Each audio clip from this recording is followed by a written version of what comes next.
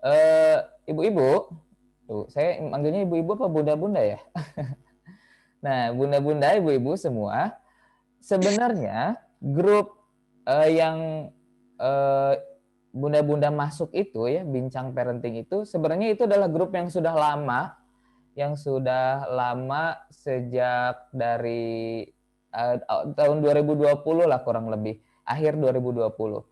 Waktu itu saya memang rutin ngadain setiap sepekan sekali ngadain bincang parenting gitu di Zoom kayak gini pertemuan terus kita ngebahas soal parenting kayak gitu. Beberapa video rekamannya ada di YouTube-nya Tala Kembara. Nah, itu dulu begitu. Tapi kemudian waktu itu terhenti karena alhamdulillah istri saya hamil dan ada sesuatu dalam kehamilannya itu yang akhirnya saya sibuk untuk ke sana dulu gitu ya. Nah, kebetulan kita sekarang mau dijalanin lagi dan mudah-mudahan bisa istiqomah lagi, kita ngadain pertemuan rutin lagi. Dan karena ini semuanya baru, ada perlu yang harus saya sampaikan nih, berupa aturan dalam bincang parenting Zoom ini. Nah, aturannya adalah dalam bincang parenting ini, Bapak Ibu harus santai. Aturannya itu. Harus santai, tenang aja. Mau off kamera boleh, mau dinyalain boleh, mau di mute boleh. Tapi kalau nggak di mute juga nggak apa-apa. Namun saya memang berharapnya Bapak Ibu di unmute aja. Jadi supaya kita interaktif. Terus dalam proses penyampaian juga gitu ketika kita lagi materi, saya kalau waktunya jadi nggak akan dipepetin. Jadi biasanya kan kalau orang-orang tuh materi terus kemudian di akhir baru buka tanya jawab. Nah, kalau saya itu kalau tengah-tengah Bapak Ibu mau tanya, tanya aja ya. Atau nggak ngerti sampaikan aja. Atau bahkan nggak setuju disampaikan aja. Itu justru senang.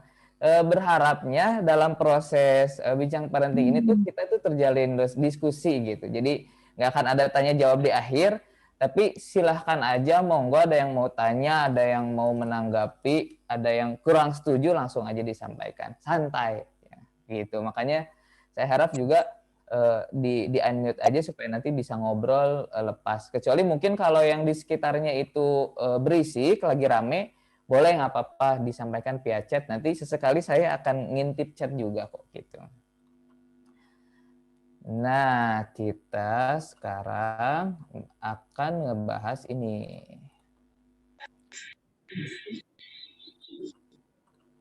Saya share screen ya.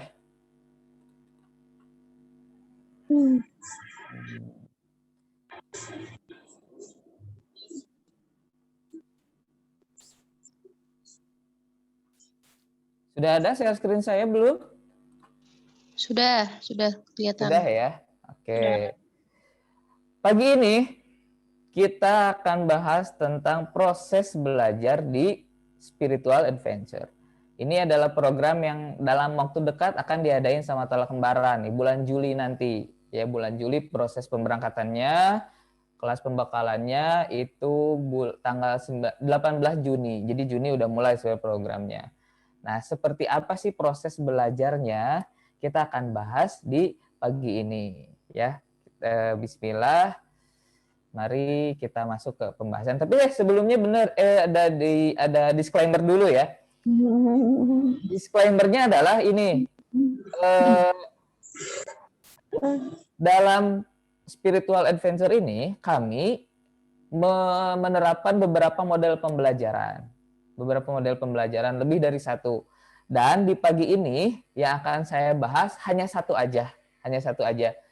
Dengan harapan mudah-mudahan kita adain lagi pertemuan berikutnya, mungkin nanti setelah lebaran ya, setelah lebaran kita adain lagi pertemuan dan kita bahas model pembelajaran berikutnya, terus nanti adain lagi kita bahas model pembelajaran berikutnya. Jadi satu tapi kita kupas tuntas gitu. Itu daripada nanti saya nyerocos terus banyak tapi kemudian ini teh apa gitu ya, ngebahas apa. Nah, daripada kayak gitu jadi kita bahas satu dan mudah-mudahan bisa tuntas. Dan by the way, mungkin dari tadi Bapak Ibu juga ini ya, saya teh ujug-ujug langsung ngomong aja gitu, siapa ini teh. Perkenalkan Bapak Ibu, yang Bapak Ibu chat di ketika daftar itu nomor saya. Saya Budiana Dwinata, biasa dipanggil Kak Budi, gitu. Dan saya yang menginisiasi untuk membuat sebuah lembaga Tala Kembara ini. Dan termasuk saya juga yang mendesain pembelajaran di Tala Kembara. Ya, ini nomornya, itu alamat email saya, barangkali ada perlu. Mungkin kalau Bapak Ibu yang daftar dan ngechat ke saya langsung, ya itu nomor saya. Jadi monggo kalau ada yang mau ditanyakan, yang mau dicat nanti silahkan gitu ya. Begitu. Ada yang mau ditanyakan tentang saya? Saya alhamdulillah sudah beristri. Nah, mungkin kalau kalau kalau diperhatikan gitu ya, saya teh seperti berperan seperti CEO sekarang tuh, chief everything officer gitu ya. Jadi yang nerima chat masuk sama saya diterimanya, sama saya dimasukin grup, saya bikin kelas, wah semuanya gitu. Karena biasanya saya ngerjainnya berdua sama istri. Ada istri Kaleni, tapi kemudian istri saya baru lahiran bulan kemarin, alhamdulillah. Dan jadi saya biarkan ini dulu aja beliau mah untuk stay dan fokus di sana. Nah, jadi saya jadi CEO dulu, Chief Everything Officer yang ngerjain semuanya. Selamat datang juga yang baru datang. Bunda Rais, Ayah Panji, selamat datang Bunda Pipi, Bunda Yuyun. Kita baru mulai kok, tenang. Ya. Oke. Udah ya, itu tentang saya. Mari kita mulai dengan sebuah pertanyaan. Monggo. Menurut Bapak Ibu semua yang ada di sini, belajar itu apa sih? Monggo, siapa aja lah, ini mah bebas lah.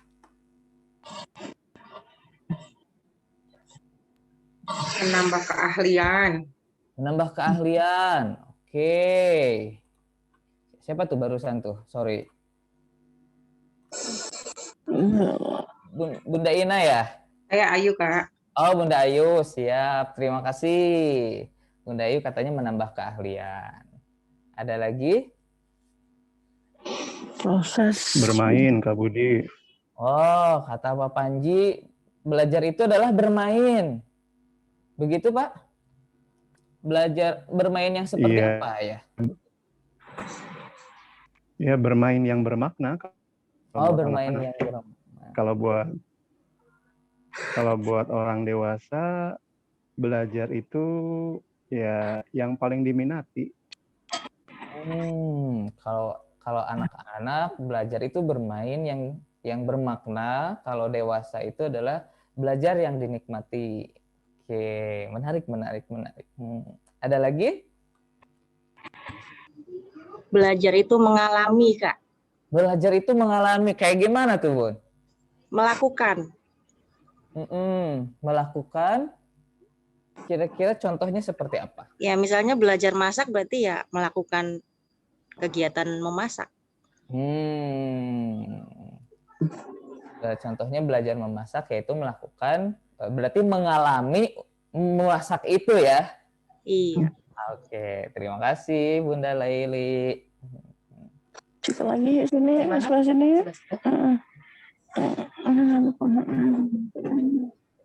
Boleh yang lain ditambah-nambahin, belajar itu apa sih? Oh, saya cek chat dulu, barangkali di chat udah ada nih.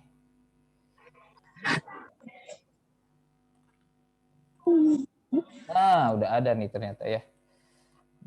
Saya bacain ya, ini dari Ibu Sugiharti, bahwa belajar itu adalah menambah pengetahuan. Oke.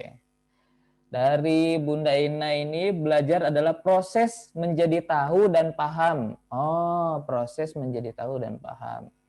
Oke, dari Bunda Ayu, proses menambah sesuatu menjadi lebih baik katanya. Wow, proses menambah sesuatu menjadi lebih baik. Dan dari Bunda Nurwening ini adalah belajar itu aktivitas harian yang menambah pengetahuan dan pengalaman. Oh. Menarik ya, jawabannya menarik ya. Nah, mari kita simak pengertian belajar dari di sini bentar sebelumnya. Saya mau tanya, ada yang SPD nggak di sini? Di sini adakah yang lulusan SPD? Bapak Ibu?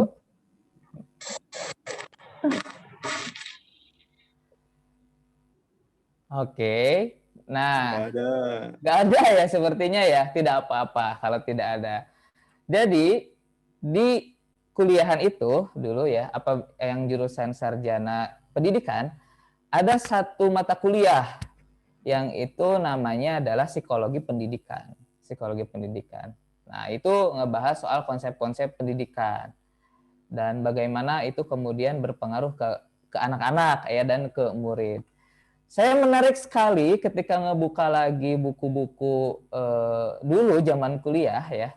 Ada satu pernyataan ini dia. Bahwa katanya, kata Om Rod, ini beliau seorang pakar pendidikan yang sekitar tahun 1960-an gitu kalau nggak salah. Udah lama sekali. Beliau menuliskan bahwa belajar itu katanya adalah sebuah perubahan yang relatif permanen dalam hal perilaku dan juga representasi mental. Representasi mental itu keadaan mental atau kondisi mental yang mana mungkin bertambah paham, bertambah ngerti gitu, jadi tahu, terus ada perubahan sudut pandang kayak gitu. Nah, dan yang menariknya adalah ini kalimat yang saya ubah jadi warna coklat ya. Yang menariknya adalah itu tuh dihasilkan dari sebuah pengalaman. Jadi belajar itu ada sesuatu yang berubah dalam perilaku atau representasi mental yang mana itu didapatkan hasil dari pengalaman. Intinya, belajar itu adalah tentang membangun pengalaman. Tadi dari Bunda Laili itu belajar itu pengalaman, mengalami katanya. Belajar itu adalah tentang membangun pengalaman. Pengalaman apa yang didapat, itulah yang dipelajari.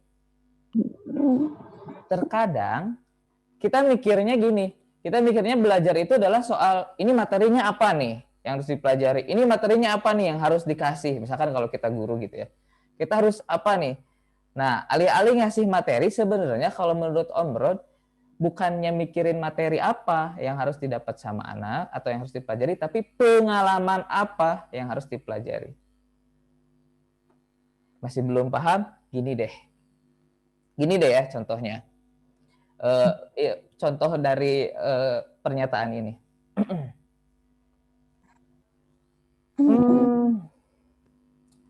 Misal begini. Ada Bapak Ibu bayangin lagi di kelas ya, lagi belajar sama guru. Terus kemudian gurunya bilang kayak gini, saya nggak marah. Loh, kata siapa saya marah? Hah? Gurunya bilang kayak gitu. Kata siapa saya marah? Saya nggak marah. Mana? Lihat, saya marah nggak? Nah, menurut Bapak Ibu, pengalaman yang didapat ketika melihat guru yang seperti itu apa? Emosional. Yang dirasain itu dimarahin atau enggak? Dimarahin. Perhatikan kalimatnya ya. Saya nggak marah. Nah, itu adalah materi yang disampaikan. Saya nggak marah. Itu materinya. Tapi nyatanya pengalaman yang didapatkan adalah halo? Merasa dimarahi. Nah, justru pengalaman yang didapatkan adalah dimarahin. Saya pernah nanya ke anak-anak. Saya dulu guru di satu sekolah swasta di Bandung. Nah, ketika saya udah keluar, saya masih kontekan sama anak-anak tuh. Waktu itu saya keluarnya ketika awal masuk pandemi. Nah, saya tanyakan ke mereka, gimana sekolah nih? Mereka kebetulan waktu itu saya guru SMP ya, dan ketika lulus mereka masuk SMA. Gimana nih belajar di SMA? Belajar apa aja? Katanya gitu. Jawabannya menarik yang didapetin sama anak-anak teh. Hah, apaan Kak? Cuman share-share tugas doang di WA, katanya gitu. Saya nanyanya belajar apa? Jawabnya adalah, apaan? Cuman nge-share tugas aja di WA, udah aja kayak gitu. Yang dijelasin adalah apa yang dialami. Maka dari pernyataan ini sebenarnya belajar itu nggak harus selalu di kelas, Bapak Ibu. Belajar itu bukan berarti harus selalu di kelas. Harus ada guru, harus ada yang nyampein, enggak. Belajar itu bisa dalam segala hal gitu. Yang terpenting adalah pengalaman apa yang dibangun. Loyang. Tukang loyang. Gitu. Jadi yang menjadi poinnya adalah bukan materi apa, tapi pengalaman apa yang dibangun. Dan itu terjadinya bisa di mana aja gitu. Mau kemudian kita belajar biologi, tapi kemudian belajar biologinya katakanlah tentang buah-buahan. Kita pergi ke kebun, terus kemudian kita metik buah gitu, metik buah-buahan, terus kita kupas. Itu belajar nggak? Kira-kira. Kita belajar biologi ini. Tujuannya belajar biologi. Pergi ke kebun, metik buah, nah itu juga belajar. Jadi bukan hanya sekedar soal jadi tahu atau jadi paham, enggak, kalau kata Om Rod. Tapi memang ada perubahan dalam hal perilaku ataupun tadi itu pemahaman metafisik. Contoh lain, mungkin Bapak Ibu pernah ngelihat ini ya, video. Saya pernah waktu itu lihat video di YouTube. Ada kambing yang jalan terus kemudian terperosok ke lubang, brus gitu. Terus dia tuh keluar lagi, dan ketika dia mau jalan, dia tuh loncatin si lubang itu. Kok bisa kayak gitu kambingnya? Awalnya dia jalan, kemudian terperosok ke jurang, dia keluar lagi, terus dia mau ngelewatin itu tuh jadinya diloncatin si lubang itu tuh. Kok bisa kayak gitu? Belajar dari pengalaman dia. Karena dia mengalami jatuh ke dalam lubang gitu ya.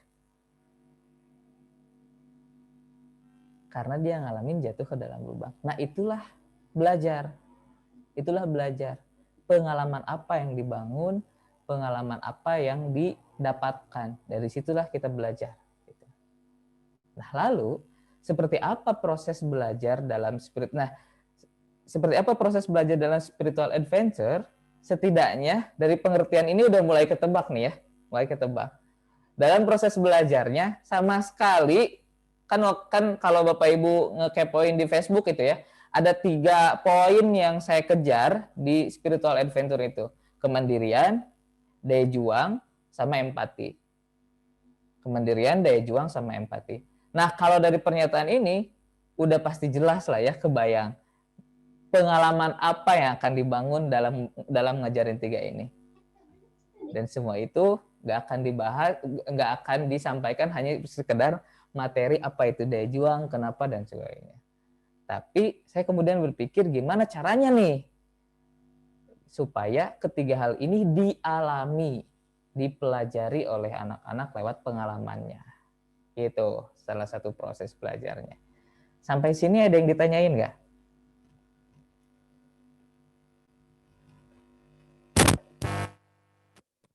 Pas dulu, Kak. Apa lantas yang digunakan di spiritual adventure? Ini kan tadi saya bilang ya ada banyak ya, dan kita akan bahas satu aja. Dan model pembelajaran salah satunya yang digunakan di adventure nanti itu adalah ini. Nah, ini.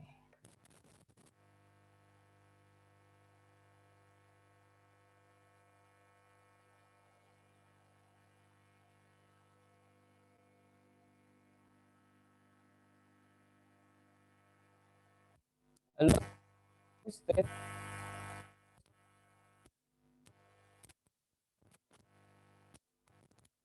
tes, tes. Satu. Nah, udah. Suara saya udah ada, Bapak Ibu? Sudah. Udah ya. Nah, ini salah satu model pembelajaran di adventure nanti. Saya mau tanya ke Bapak Ibu, pengen dong cerita gitu.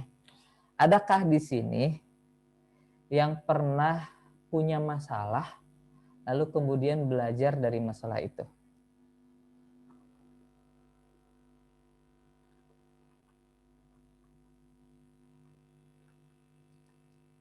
Boleh di chat. Nah, Bunda Sugiyarti nih, pernah katanya.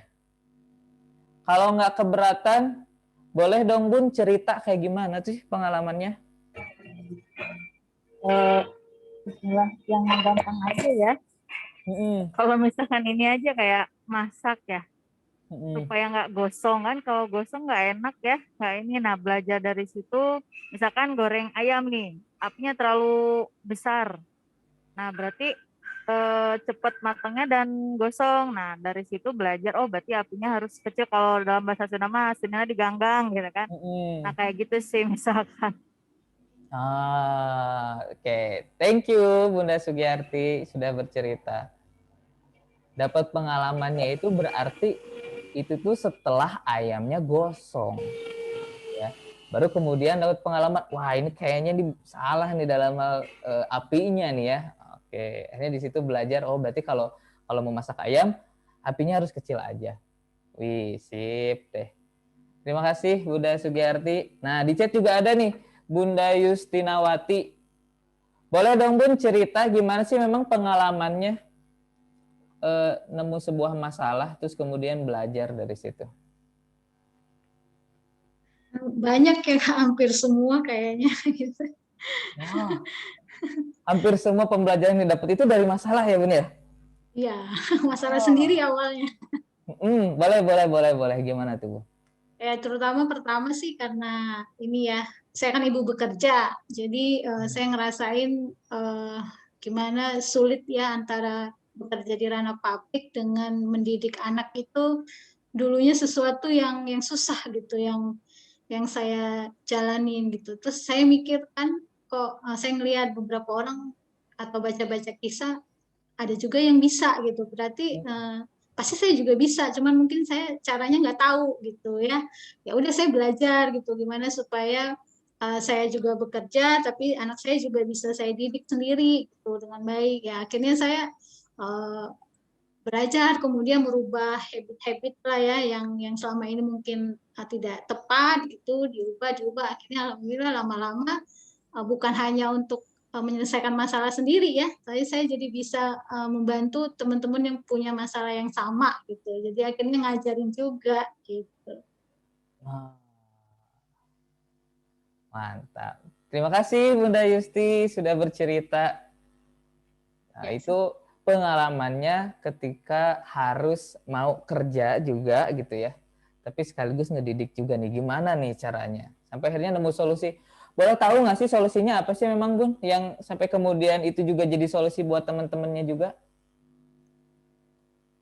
Sebenarnya ini aja ya, kerelaan menyambut peran kita sebagai sebagai perempuan, sebagai ibu gitu, sebagai istri gitu. Itu awalnya keridoan aja gitu.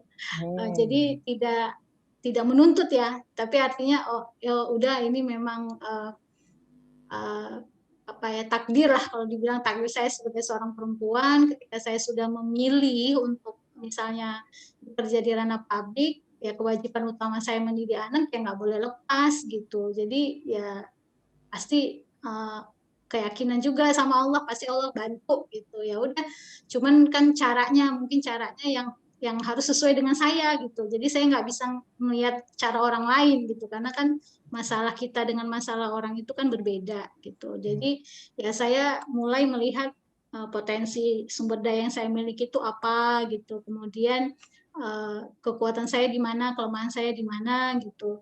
Terakhir akhirnya kan saya kebetulan bisa punya saudara yang saya bisa libatkan ketika saya tidak bisa terlibat dengan anak-anak, saya minta bantu saudara adik misalnya atau saudara ipar.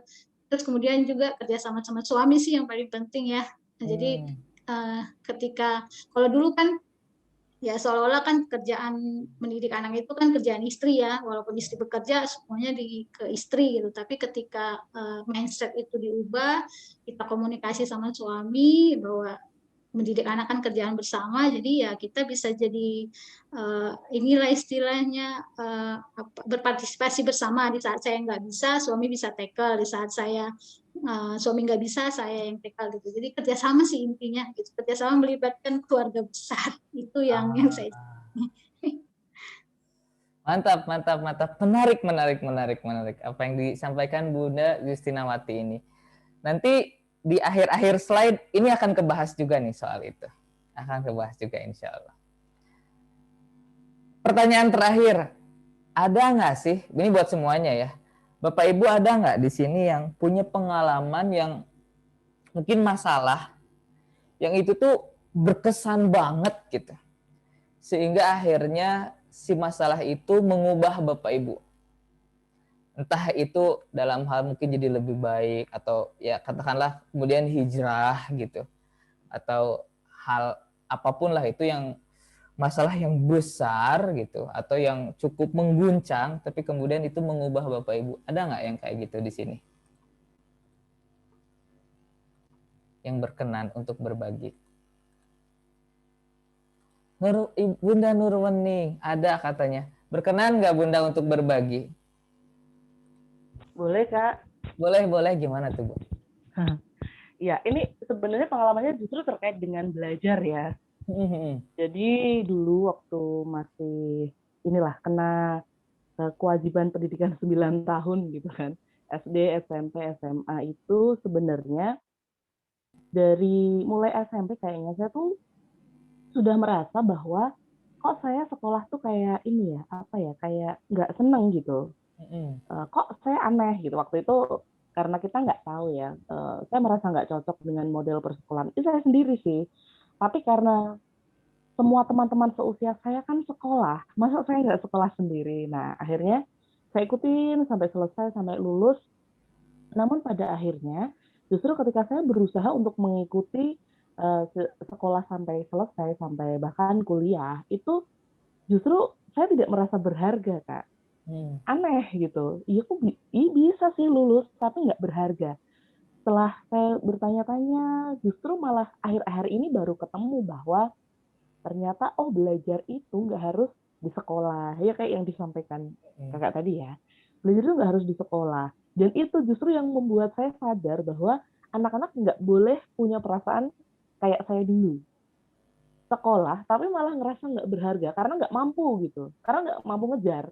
Nggak mampu memenuhi standar, terus akhirnya down. Nah dari situ hari ini saya merasa bahwa belajar itu ternyata nggak harus di sekolah ya, ternyata justru malah saya punya banyak pengalaman lebih banyak begitu, justru ketika itu ada di luar sekolah gitu sih Kak sebenarnya. Wah mantap. Untuk mau tanya ya Bun ya, untuk mengantisipasi tadi supaya ini anak juga nanti tidak mungkin merasakan atau berpikir suatu hal yang sama, itu antisipasinya gimana Bunda? Antisipasi sih sebenarnya nggak ada yang khusus, yang pasti satu diterima dulu anak. Saya dulu merasa kurang diterima karena kemampuan saya itu nggak sama kayak teman-teman, terus kayak diremehkan gitu. Nah, ternyata saya tuh nggak pede ketika saya diremehkan. Nah, itu yang membuat saya melihat ke anak-anak, saya nggak boleh ngeremehin anak-anak. Misalnya diajarin, saya punya anak 2, diajarin satu hal. Mungkin yang satu lebih cepat bisa, yang satu enggak. Saya nggak mungkin dong langsung, yang si ini bisa kamu kok enggak. Nah, kayak gitu sih sebenarnya belajarnya. Jadi benar-benar nerima mereka, mereka bisanya baru kayak gini, nangkepnya baru kayak gini, caranya harus berbeda gitu sih Kak. Jadi ada supaya mereka tuh merasa dihargai, merasa tetap disayang kok meski aku nggak bisa gitu. Menarik sekali. Dan saya jadi keingetan sesuatu juga nih ya dari tadi cerita Ibu Nurwening tadi itu. Apa tuh, Kak? Karena belajar itu adalah soal pengalaman, dan betul tidak di kelas, tidak juga di sekolah. Saya jujur pernah berkonflik lah dengan salah satu murid saya dulu. Saya pernah berkonflik yang kemudian ditulisin juga di Facebook Tala Kembara. Pernah berkonflik, berantem hebat sama murid saya, murid SMP kelas 3 tuh ya. Dan dia juga udah tinggi besar juga, udah benar-benar konfliknya tuh udah konflik gede banget. Dan waktu itu orang tuanya kaget ngelihat anaknya yang itu waktu itu secara terus terang di chat dan secara langsung ngomong kasar ke saya. Wah, udah keluar kebun binatang semua itu bahasanya. Nah, orang tuanya yang lihat kayak gitu kaget banget tuh Pak Ibu. Ini kok sampai kayak gitu, katanya gitu. Anak saya itu udah dipesantrenin dari SD sampai SMP, udah belajar adab juga, tapi kok bisa-bisanya keluar kayak gitu, katanya gitu. Waktu itu saya juga berpikir, orang tuanya bilang, saya sumpah Kak nggak pernah ngajarin kayak gitu, katanya gitu. Saya waktu itu memang percaya bahwa orang tuanya nggak akan mungkin ngajarin kayak gitu. Toh, orang tuanya lembut banget gitu. Wujudnya lagi, pembawaannya itu lemah lembut banget gitu loh. Keren lah pokoknya. Tapi kemudian setelah masalah itu, konflik itu selesai, udah lama kelewat gitu. Saya main ke rumah beliau. Orang tuanya cerita bahwa inget katanya dulu, sebenarnya ketika ayahnya belum ngaji, belum hijrah lah begitu, belum ngaji, tiap kali pulang dari rumah dan itu punya masalah di kantornya, pasti marah-marah ke yang di rumah. Terus datang juga tetangganya atau orang yang punya masalah dengan ayahnya ke rumah, ada tamu dan itu marah-marah sama tamunya itu. Kasar kata-katanya itu. Dan sering berantem dengan orang-orang luar yang ada di rumahnya. Jarang memang memarahin orang-orang yang di dalam rumah mah, tapi seringnya punya masalah sama yang ada di luar rumah yang datang ke rumahnya. Dan ketika itu terjadi, anaknya ngelihat. Kalau berdasarkan pernyataan definisi belajar tadi, maka secara nggak langsung anak itu belajar. Karena mengalami untuk melihat, betul? Setuju Bapak Ibu? Karena secara tidak langsung mengalami untuk melihat, oh gitu kalimat-kalimat kasar itu. Gitu. Dan pengalaman di sini betul bisa jadi apa saja, termasuk tadi apa yang disampaikan Bunda Nurwening juga, pengalaman kemudian direndahkan gitu, sehingga akhirnya Bunda juga belajar untuk aku nih jangan sampai merendahkan atau ngebeda-bedain anak-anak aku kayak gimana gitu ya. Wah, keren-keren ya ceritanya ya, dari masalah-masalah yang sudah pernah dilewatin, dan sepertinya tidak ada satupun lah saya yakin yang ikut Zoom di sini yang belum pernah punya masalah, kayaknya nggak ada deh. Pasti semuanya udah pernah punya masalah dan pasti dapat pelajaran dari permasalahannya itu. Nah, kurang lebih konsep problem based learning itu kayak gitu, Bapak Ibu semua. Dapat masalah, kemudian cari tahu gimana nyelesainnya. Di situ kita belajar. Jadi belajarnya itu adalah pada saat proses kita untuk mencari solusi, proses kita untuk memecahkan masalah tersebut. Itu inti pelajarannya di situ. Ketika pengalaman atau masalah itu semakin kita alami dengan berkesan banget gitu ke dalam hati, itu dialami dengan sangat menghujam, itu akan semakin dalam juga pembelajarannya. Nah, tadi Bunda Yustinawati, Bunda Nurwening gitu ya, bercerita tentang pengalamannya di masa lalu itu, yang itu benar-benar menghujam gitu. Itu benar-benar berkesan banget. yang kemudian karena itu berkesan dan menghujam banget, kita justru Bunda Yusnawati dan Bunda Nuruning tadi jadi dapat pembelajaran yang itu mengubah juga, entah itu mengubah sudut pandang, mengubah cara bersikap juga, bahkan proses parentingnya juga ke anak-anaknya itu mengubah. Nah, jadi inti dalam problem based learning itu adalah itu, belajar dari suatu masalah, ya, belajar dari satu masalah. Nah, apa yang menjadi bukan pemicu ya, apa ya, penentu keberhasilan dari masalah ini adalah tadi sedalam apa kemudian anak-anak bisa belajar. Semakin dalam pengalaman itu dilewati, semakin berkesan, maka pembelajaran itu akan semakin besar juga yang didapat dalam proses menyelesaikan masalah. Intinya ada dalam prosesnya, bukan pada hasilnya. Karena kadang kalau langsung ke hasilnya, bisa jadi justru nggak belajar sesuatu. Dapat masalah, masalahnya adalah PR. Misal PR, pelajaran yang susah banget. Aduh, gimana ya ini caranya ya? Terus si anak kemudian berpikir, ayah, bunda, bisa tolong kerjain nggak? Dikerjain lah sama orang tuanya. Masalah selesai. Tapi anak apakah belajar? No. Belajarnya belajar sih. Maksudnya, tapi belajarnya itu adalah, oh berarti nanti kalau punya PR, ada orang tua yang bisa ngerjain, kayak gitu belajarnya. Karena pengalamannya dia dapat kayak gitu. Jadi di sini bukan pada masalahnya apakah itu masalahnya selesai, masalahnya nggak selesai. Inti dalam problem based learning itu adalah ketika si anak menjalani proses untuk menyelesaikan masalah itu. Itu ya model pembelajaran yang diterapin di adventure kali ini dan di adventure sebelumnya juga. Nah, lantas jenis masalah apa yang dialami sama anak-anak seluruh peserta adventure dalam adventure Tala Kembara ini? Kurang lebih ada 2 jenis masalah yang didapatkan sama anak-anak. Pertama, karena ada tujuan pembelajaran, karena adventure ini intinya adalah pembelajaran, bukan jalan-jalan. Ya jalan-jalan memang ada juga dan itu seru, memang asik banget memang jalan-jalannya itu. Selain dari itu, karena tujuan utamanya adalah belajar, maka masalahnya pun harus didesain.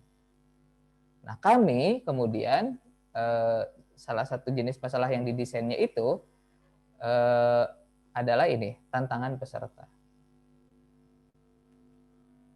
Gitu ya, dalam spiritual adventure itu karena ada tujuan pembelajaran sehingga kami mendesain sebuah masalah yang mana wujudnya itu menjadi sebuah tantangan yang diberikan kepada seluruh peserta. Tantangannya apa? Tantangannya adalah setiap peserta, seluruh peserta katakanlah 15 orang, 10 orang kayak gitu, akan saya kasih budget, kami kasih budget terbatas. Nih, kita kasih katakanlah segini. Nih 1 juta. Harus cukup 7 hari 15 orang. Harus cukup. Kendaraan harus ada, makan harus ada, logistik harus ada, semua destinasi harus didatengin, acara disusun. Itu masalah. Gimana caranya? Piye carane? Gak tahu, pokoknya pikirin. Itu tantangan peserta yang harus dilewati. Ya tentu dalam menyelesaikan masalah ini kami dampingi juga gitu. Seluruh peserta ini kami dampingi juga. Cuman yaitu masalah yang kami desain, yaitu diberikan budget terbatas senilai sekian. Terus kemudian dari budget itu si anak harus bisa mengelolanya bareng-bareng. Jadi mereka kerjasama, mereka kelola bareng-bareng. Ini gimana nih? Tiket berapa? Ongkos ke sana berapa? Mobil berapa? Makan berapa? Kayak itu logistik, butuh sewa tenda dan lain berapa nih? Nah, gitu itu masalah yang harus mereka selesaikan. Dan kemudian masalah yang alamiah. Masalah yang alamiah ini adalah masalah yang ditemuin ketika adventure berlangsung ataupun ketika proses kelas pembekalan berlangsung. Masalah yang kita tidak duga-duga gitu. Maksudnya masalah alamiah teh. Karena kadang kayak gini. Masalah di tantangan peserta nih. Kita harus bagi kelompok berarti. bagi-bagi tugas nih. Wes, satu kelompok 2 orang lah. Ada yang bagian transportasi misalkan, satu kelompok 2 orang transportasi.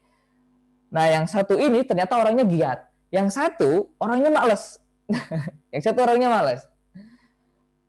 Ketika mau diajak diskusi, si orang ini, ya udahlah serah kamu aja lah, misalkan si anak itu, ya udahlah serah kamu aja lah, ya udahlah gimana kamu aja, ya udahlah ngikut aja terus aja kayak gitu, gak mau berkontribusi. Ini secara tidak langsung adalah masalah alamiah yang akan dialami, masalah alamiah yang ditemuin, dan itu menambah kesan, menambah dalam juga pengalaman ketika mendapatkan masalah ini. Gitu. Atau ketika proses adventure berlangsung, naik gunung gitu, masalah alamiahnya ternyata dingin, ternyata capek, ternyata kita lagi semangat, temen kita yang dikit-dikit minta istirahat, dikit-dikit minta istirahat, atau kemudian ternyata teman seperjalanannya itu nyebelin, ternyata gerah, wah, dan segala macam masalah alamiah yang itu ditemuin ketika adventure. Dan itu nggak tahu tuh, bisa jadi apa aja, bisa jadi apa aja, gitu. Bisa jadi apa aja. Dan sebenarnya ketika dibagikan kayak gini, Bapak Ibu juga barangkali ada yang bekerja atau berprofesi sebagai guru atau punya lembaga pendidikan, ini bisa banget diterapin. Bisa banget diterapin. Bapak Ibu bisa coba menentukan tujuan pembelajarannya apa, terus kemudian mendesain pembelajaran, mendesain masalah. Kita nyari-nyari masalah. Nyari-nyari masalah nih supaya nanti terarah kepada tujuan dari pembelajaran itu. Gitu. Sampai sini ada yang ditanyakan nggak? Kita tarik napas dulu. Sampai sini ada yang mau ditanyakan? Boleh, silakan.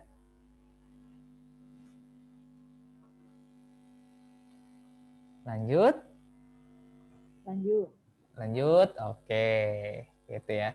Nah, lalu ini jenis masalahnya. Tadi konsepnya. Konsepnya itu problem based learning itu adalah itu, pembelajaran berbasis masalah. Terus jenis masalahnya yang bisa dijadiin pembelajaran. Sekarang masuk kepada prosesnya, tekniknya gimana nih ketika sedang menghadapi masalah itu. Tekniknya gimana? Tekniknya adalah yang pertama, yang biasa saya lakukan ya di sini, beragam, teknik mah bisa gimana aja karena kasuistik biasanya disesuaikan ketika di lapangan dan disesuaikan sama anaknya juga seperti apa. Tapi umumnya begini, umumnya. Yang pertama, teknik yang pertama ini, biarkan si anak dalam menyelesaikan masalah itu, mereka harus mencobanya langsung tanpa harus berpikir sempurna. Terkadang ketika lagi nerapin kayak gini, saya sering dijudge ini ya. Saya sama Kaleni, sama istri saya, ketika lagi nerapin kayak gini, sering kali dijudge sama anak-anak tuh guru yang jahat katanya. Guru yang jahat. Atau guru yang nggak peduli katanya ke anak-anaknya. Soalnya gimana? Tiap kali mereka, Kak, ini kayak gini, gimana? Ya, coba aja lah. Kak, ini gimana? Udah cocok belum? Terus cobain aja lah. Kak, ini gimana? Cobain aja lah. Kayak gitu.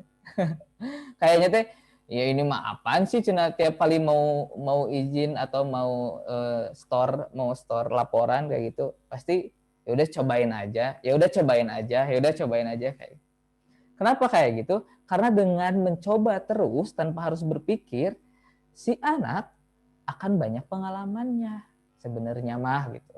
Tapi memang seringkali ini saya dijudge, ini teh gimana sih gitu tah guru teh. Ini tidak peduli katanya gitu. Padahal sebenarnya ketika si anak akan mencoba terus tanpa harus berpikir sempurna, dia akan dapat banyak pengalaman ketika mencoba itu. Dan dia akan nemuin, oh ternyata ada yang kurang nih. Yang kurangnya akan dia temuin juga. Itu akan tidak langsung belajar evaluasi. Oh berarti harus kayak gini nih. Harus kayak gini. Store lagi ke saya.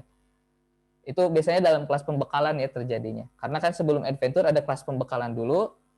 Dan itu anak-anak membuat susunan rencana supaya pengelolaan dana itu gimana nanti dikelola ketika gimana nanti dieksekusi ketika adventure. Jadi perencanaannya itu dibikin sebuah laporan, story kayak gitu.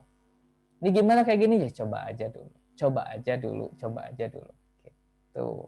Makin banyak yang dicoba, makin banyak pengalaman, dapat evaluasi sendiri nantinya. Nah, kalau dilihat dari sini, kalau kita perhatikan mungkin dan di sini juga mudah-mudahan ada beberapa guru juga, seringkali kita orang tua atau guru justru karena rasa sayang gitu ke anak-anak, karena rasa sayang ke murid, pengennya itu justru gimana caranya ini si anak itu langsung belajar dan langsung bisa, langsung belajar dan langsung sempurna. Supaya nanti di kehidupan nyata dia nggak ada salah. Jadi di sini harus sempurna, harus benar. Nah itu menurut saya justru sayang sekali. Karena kita lagi prosesnya lagi belajar, dan belajar itu adalah tempatnya trial dan error. Namanya juga lagi belajar kan. Ya udah sih trial dan error aja, coba aja. Justru ini adalah kesempatan yang harus dimanfaatkan untuk trial and error sebanyak-banyaknya. Gitu. Dan termasuk juga mungkin kalau dalam hal parenting gitu ya, untuk ke anak-anak gitu ayah bunda, apabila nanti lagi ngasih tugas, ngasih project ke anak-anak, ya wes coba aja. Biar trial and error-nya banyak, pengalamannya nanti makin banyak lagi. Pembelajarannya maka makin banyak juga. Gitu. Nah ini saya ngegambarin ilustrasi, ada yang tahu ini band apa? Halo? Ilustrasinya adalah band ini. Itu ada tulisannya Kak, The Beatles. Iya. Ini ngetes aja Ada nggak ya suaranya? Ini masih ada nggak ya? Ya, ini adalah The Beatles. Di sini ada fansnya The Beatles nggak? Atau enggak kayaknya? Enggak. Enggak ada ya. Ya, The Beatles ini adalah band. Kenapa ini? Apa kaitannya dengan The Beatles ya? Ini saya akan jelaskan. The Beatles ini adalah band sekitar 1960-an juga, yang itu berasal dari Liverpool. Digadang-gadang sebagai band yang paling berpengaruh terhadap genre rock and roll. Ya. Jadi yang berpengaruh mengubah jenis gaya musik di dunia kayak gitu, dan yang paling gede pengaruhnya dalam hal komersil The Beatles itu. Menarik, The Beatles ini kan musik-musiknya itu ini ya, musik-musik yang diciptainnya itu kayaknya fresh banget lah gitu pada waktu itu sehingga jadi acuan perkembangan musik di waktu-waktu setelah itu, The Beatles itu. Nah menariknya adalah The Beatles ini kan asalnya dari Liverpool, didirikan oleh seorang vokalisnya yang bernama John Lennon. Ya. Nah, ketika masa kuliahnya waktu itu, masa SMA sama masa kuliah lah sekitar waktu itu. Nah, ketika John Lennon dan teman-temannya, ada Paul McCartney, George Harrison gitu ya waktu itu, dan Ringo Starr belum masuk, drummernya itu manggung ketika awal-awal terbentuknya The Beatles itu. Mereka manggungnya di Liverpool, di kota mereka sendiri. Yang mana itu manggungnya itu nggak terlalu sering. Mungkin sepekan sekali atau 2 pekan sekali gitu. Manggungnya tuh ya. Manggungnya tuh sepekan sekali, 2 pekan sekali. Kadang bawain lagu-lagu orang lain yang pada waktu itu lagi musimnya lagu klasik ya. Kadang bawain lagu orang lain, kadang nyoba-nyoba juga bawain lagu sendiri. Tapi jadwal jam terbangnya itu belum banyak. Sehingga akhirnya suatu hari ketika mereka lagi manggung di suatu kafe atau klub kayak gitu, ada seseorang yang ngelihat, yang kemudian itu diangkat jadi manajernya yang pertama, Alan William namanya. Nah, si Alan William ini kemudian menawarkan sebuah kontrak kepada The Beatles, mau nggak kalian manggung di Hamburg, Jerman, gitu, di sebuah tempat hiburan, yang mana kontraknya itu berlangsung 48 hari, manggung setiap hari berjam-jam. ini menantang banget ini. Menantang banget. Dari yang sebelumnya kalau di Liverpool manggungnya mungkin sepekan sekali, 2 pekan sekali, yang waktunya juga paling cuma 1 jam gitu, 1 jam, 2 jam. Ya paling bisa bawain 10 lagu atau 8 lagu. Ketika kontrak di Hamburg, itu The Beatles dipaksa untuk bisa manggung setiap hari dan berjam-jam manggungnya. Nggak nanggung-nanggung, itu harus berjam-jam. Berbagai pengalaman mereka lewatin, mulai dari kadang seru gitu, kadang penontonnya banyak, kadang sepi banget, kadang disorakin, kadang kebingungan ide di panggung, yang mana mereka dipaksa untuk bisa bawain lagu sekalipun itu nggak sempurna yang dibawain. Yang penting kerja, yang penting ngerjain, berjam-jam manggung.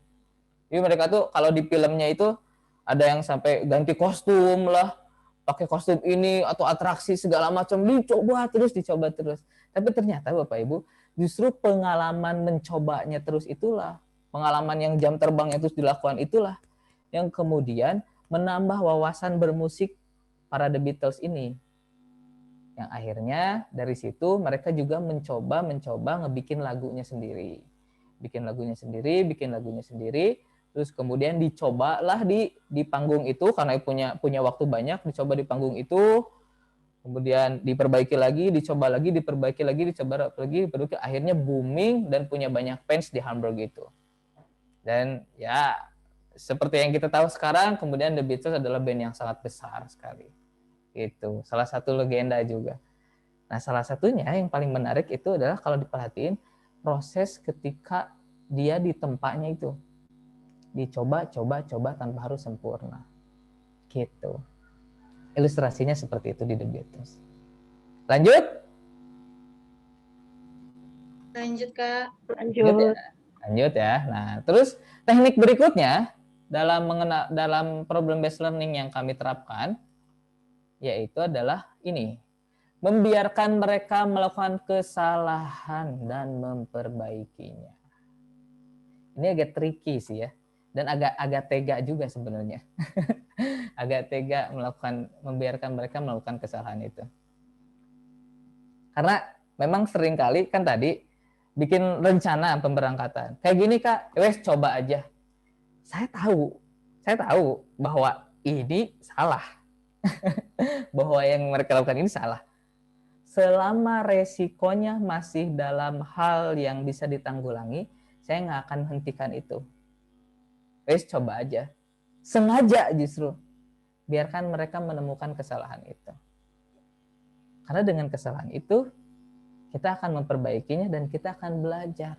Dan saya nggak perlu capek-capek juga ngejelasin. Enggak, ini salah, harusnya begini, soalnya nanti begini. Aduh, itu capek banget. Coba aja dulu. Salah, ya udah nanti perbaikin. Ketika ternyata beneran salah, saya kan tinggal nanya nantinya. Kira-kira kenapa salah? Kira-kira harus gimana dong? Dan itu juga secara langsung ngelatih mereka buat berpikir juga. Gitu. Apalagi kalau misalkan kan mereka tuh dikasih budget terbatas kan. Terus kemudian nyusun budget, kira-kira ini nih perencanaannya, aduh tahu tuh itu ada yang salah tuh bagian udah biarin aja. Kita lihat nanti ketika pas adventure berlangsung. Itu soalnya masalahnya masih bisa ditanggulangi. Ternyata biaya makannya itu terlalu sedikit misalnya. Ketika adventure, terus mereka harus makan, harus belanja. Kak ini gimana duitnya kurang? Nah, itu masalah tuh kan. Masalah tuh kan. Ya saya ajak kumpul semuanya, kita coba diskusiin gimana nih caranya biar duit cukup. Nah, itu juga dapat pelajaran juga mereka. Dari situ. Namanya juga toh belajar.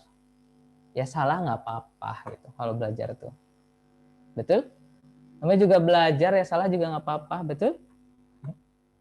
Itu. Bukan lagi ujian, kalau ujian salah nggak boleh, nanti kan nilainya ya gagal. Kalau lagi belajar masalah nggak apa-apa, ya maka lakukanlah banyak kesalahan itu. Sehingga akan banyak dapat pembelajaran yang didapat. Seperti tadi yang pertama itu Bunda Sugiharti ya bercerita tadi soal masaknya itu. Itu adalah sebuah kesalahan mungkin yang dibuat pada waktu itu. Ternyata kalau apinya kegedean, ayamnya gosong. Wah, itu akhirnya belajar, coba tak kecilin. Ternyata lama nih ketika dikecilin. Gimana nih? Itu belajar lagi kayak gitu. Kesalahan-kesalahan itulah yang kemudian ngebentuk anak-anak untuk belajar. Gitu. Sampai sini ada yang mau ditanyakan tidak?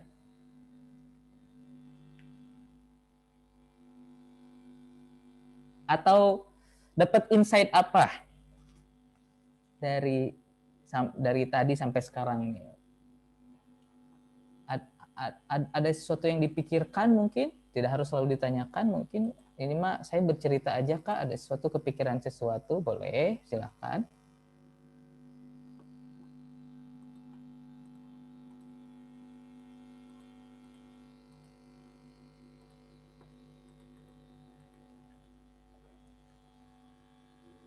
Oke.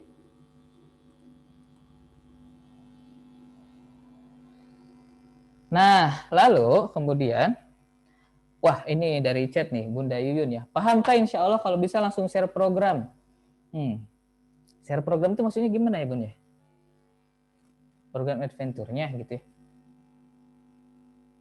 Oh ya, boleh nanti di akhir ya. Boleh.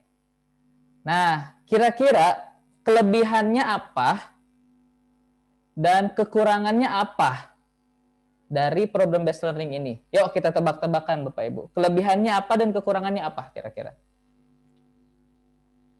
Oh, ini nih Bunda Ratih nih di grup keren banget. Ternyata percaya pada anak untuk menyelesaikan sebuah tugas atau masalah itu penting. Betul, setuju banget. Betul. Kita tuh seringkali kan nggak tega ya orang tua teh ya. Nggak tega, aduh nanti si anaknya akan susah, aduh nanti si anaknya bakal kepayahan dan segala macamnya gitu. Kita tuh nggak tega gitu buat ngelihat itu teh. Aduh nanti si anak tuh salah, aduh nanti dia teh menderita, itu kita nggak tegas buat ngeliat kayak gitu. Ya karena kita sayang betul.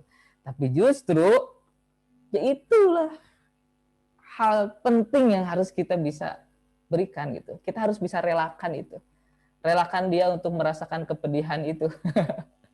Relakan dia untuk mendapatkan masalah itu. Bersabar dalam proses belajar kata Bunda Ayu. Wah keren. Proses pendidikan itu butuh kesabaran, betul.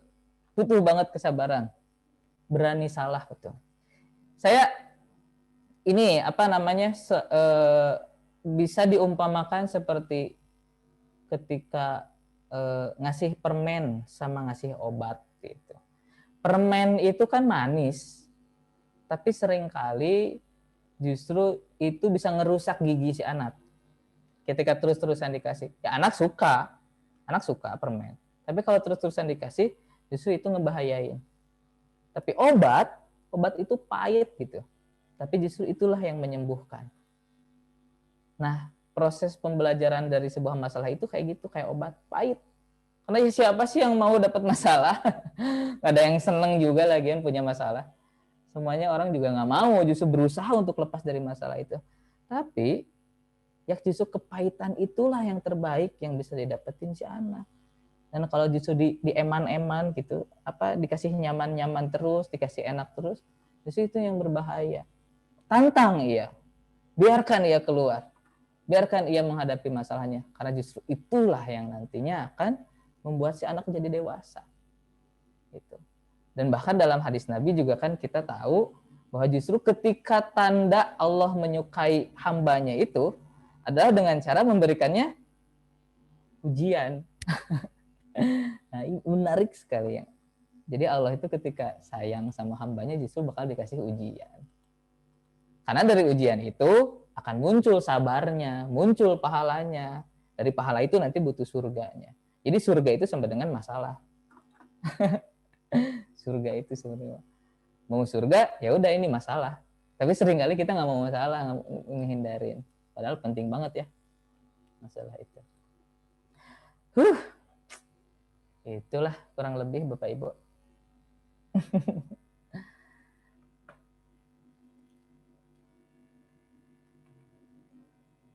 Nah, kalau begitu boleh saya lanjut?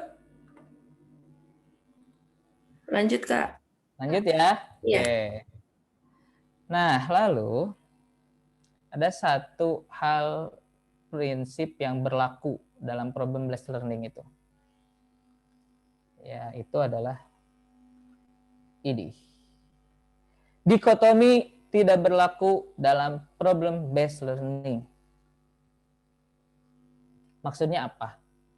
Kita seringkali dapat masalahnya apa, tapi pelajarannya itu jadi nyambung kemana-mana. Kayak tadi Bu Yustinawati bercerita, ini yang maksud saya itu ya. Ini mudah-mudahan bisa dibahas di slide terakhir itu maksudnya ini.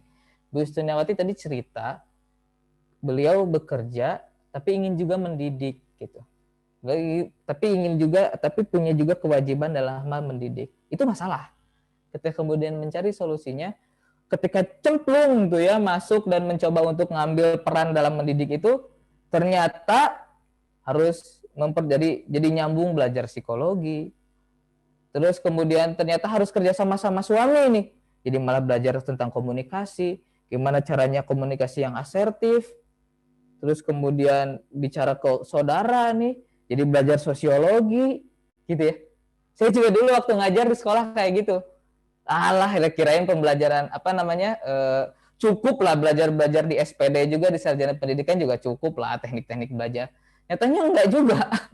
Ketika masuk belajar tuh jadi malah harus nyambung ke jadi memahami anak mau nggak mau jadi belajar psikologi itu. Terus kemudian udah belajar sosiologi, oh ternyata anak-anak tuh kayak gini, anak-anak tuh kayak gini.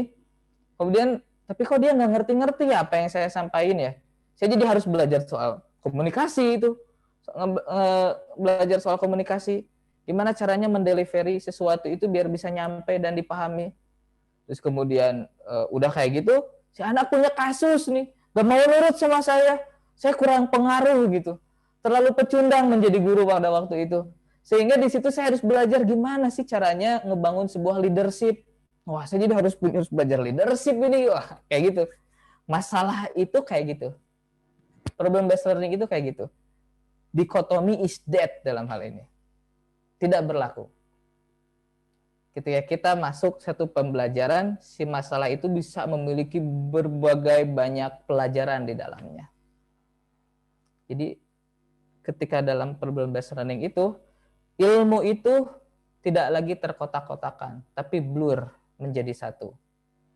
Sekalipun dalam hal saya menuliskan tujuan pembelajaran dari adventure itu adalah kemandirian, daya juang, dan empati, kenyataannya si anak akan belajar soal teamwork, gimana caranya ngebangun kerjasama, gimana caranya ngehargain temennya, ngertiin orang lain, gitu.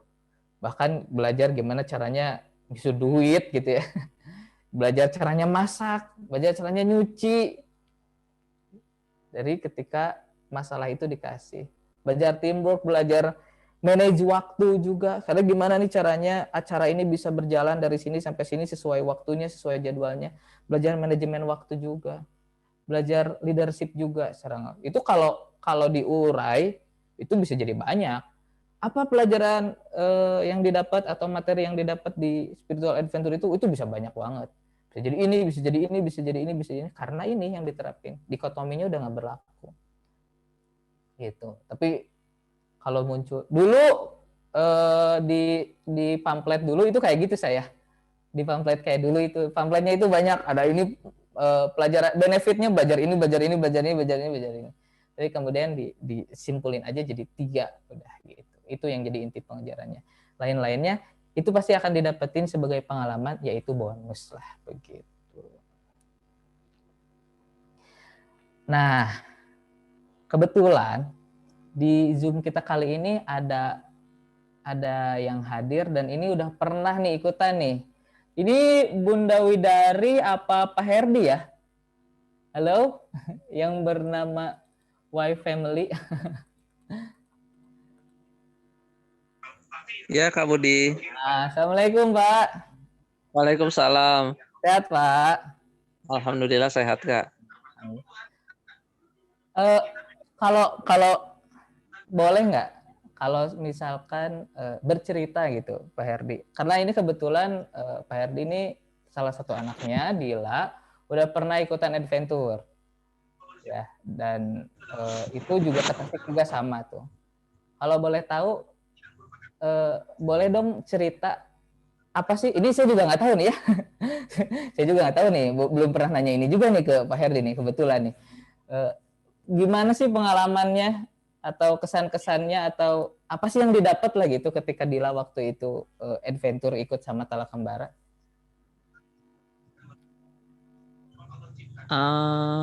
Yang paling berasa itu sebenarnya sih dia itu jadi itu Kak, apa namanya, keluar dari zona nyaman. Selama itu kan dia zona nyamannya hanya sekolah, teman-teman sekolah yang dia tahu gitu.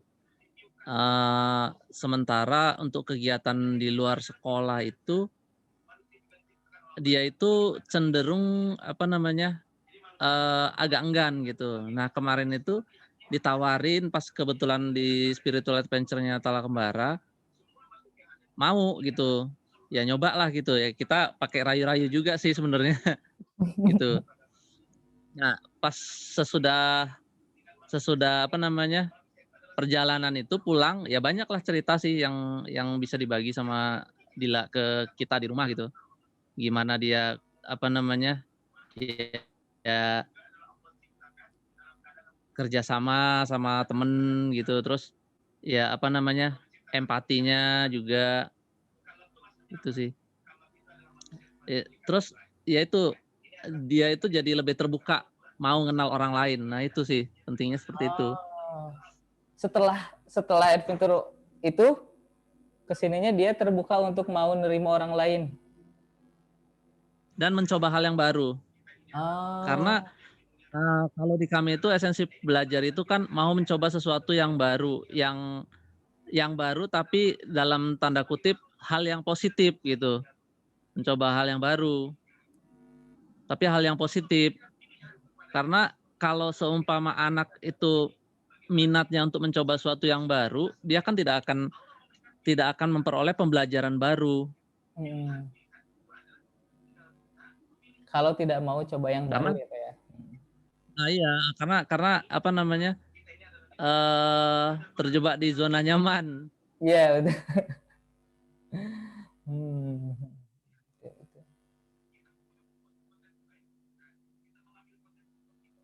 Ada lagi Pak Herdi? Apa lagi ya? Ya yang jelas dia apa namanya, banyak dapat pengetahuan, termasuk apa namanya, gimana membawa dirinya selama perjalanan, ketemu sama orang-orang baru itu kan berarti dia harus belajar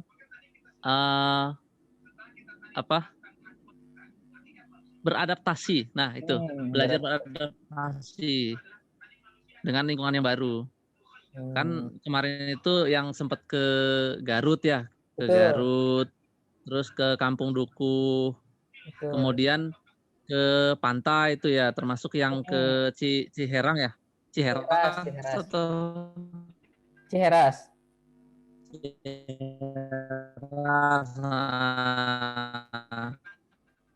Nah itu kan juga tempatnya itu kemarin itu. Di situ kan banyak juga dapat pembelajaran. Kemudian pembelajaran yang memang benar-benar ke alam terbuka itu yang pas pada waktu naik gunung. Nah itu dia banyak cerita. Pertama kali naik gunung gitu. Di situ seru kapok katanya. Kapok ngapa katanya? Ya? Kapok enggak? Dia pengen lagi sih, tapi dia jadi punya apa ya?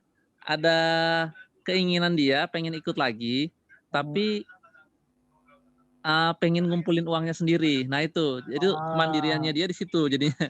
Jadi pengen tapi nyari biayanya sendiri, kepengennya. Keren. Wah, luar biasa ini. Terima kasih banyak Pak Herdi sudah berbagi cerita dan pengalamannya di adventure yang sebelumnya. Nah, Bapak Ibu, sampai saat ini saya masih kontekan nih sama Dila, anaknya dari Pak Herdi tadi. Dila itu kelas berapa ya Pak Herdi ya? Kelas 8 ya? Sekarang teh? Tahun ini masuk SMP kelas 1, tapi kemarin dia cuti 1 tahun, homeschooling dulu di rumah 1 tahun. Karena Oh, 1 tahun itu, eee, pada waktu di SD itu, kita ngerasa memang bonding-nya antara orang tua sama anak itu agak kurang. Jadi selama 1 tahun itu komitmen di kita, saya sama ibunya Dila, kemudian Dila, yaitu komitmen 1 tahun kita lihat dulu bondingnya gimana, terus kalau homeschooling, eee, konsistensinya dia untuk terus belajar gimana gitu. Nah, tapi karena selama 1 tahun kita cek, eee, homeschooling konsistensinya agak gimana gitu. Jadi tahun ini kita dorong lagi dia untuk sekolah. Walaupun ya sekolahnya online, tapi dia jadi ada sosialisasi dengan orang lain lah selain di kami. hmm. Kalau dari sisi usia sih 13 tahun sih sekarang dia. Oh, 13 tahun ya. Iya. Oke. Terima kasih Pak Herdi sudah bercerita. Nah, itu. Betul ya, saya juga memang akhir-akhir ini ngelihat karena berteman juga sama Dila di Facebook itu. Wah, ini bikin jahit, masak, segala macam, dan alhamdulillah kemarin siang saya kedatangan paket tuh. Kedatangan paket yang di sana tertulisnya untuk Kak Budi dan kali ini dari Dila. Jadi Dila ini udah belajar belajar bikin cookies. Mudah-mudahan bisa, dan sepertinya itu juga Sebenarnya mau. bukan cookies, Kak. Oh, apa tuh? Sebenarnya bukan cuma cookies. Kalau masalah masak, kami sih sudah bisa lepas tangan di Dila sebenarnya. Oh, Jadi wah. kalau misalnya di challenge untuk masak satu bulan gitu, untuk dari mulai 1 minggu dari sarapan sampai makan malam, dia itu sudah bisa handle sebenarnya. Wah, berbahaya. Berbahaya. Alhamdulillah Cuman ya dong. itu konsistensinya yang mesti harus dilatih lagi. Oke. Wah, seru sekali sepertinya.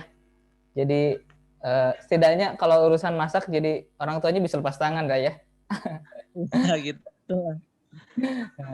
Punya koki persona, koki keluarga.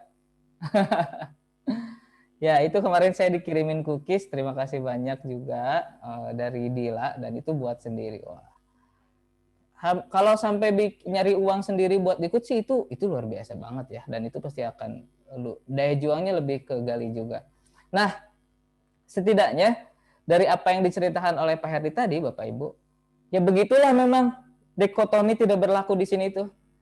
Nyatanya kemudian justru yang paling berkesan adalah tentang ngebuka diri ke orang lain.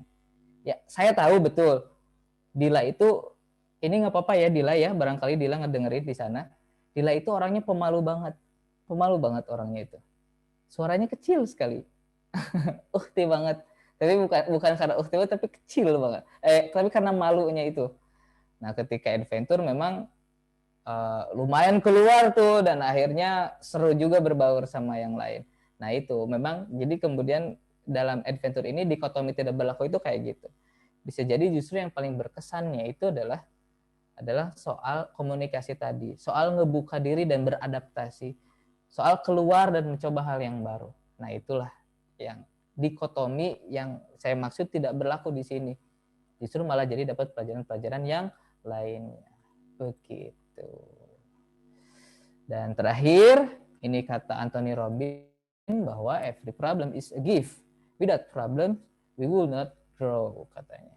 Justru masalah itu adalah sebuah hadiah yang Allah anugerahkan kepada kita berupa ujian, yang mana itu membuat kita buat naik level, menambah keimanan, menambah ketakwaan.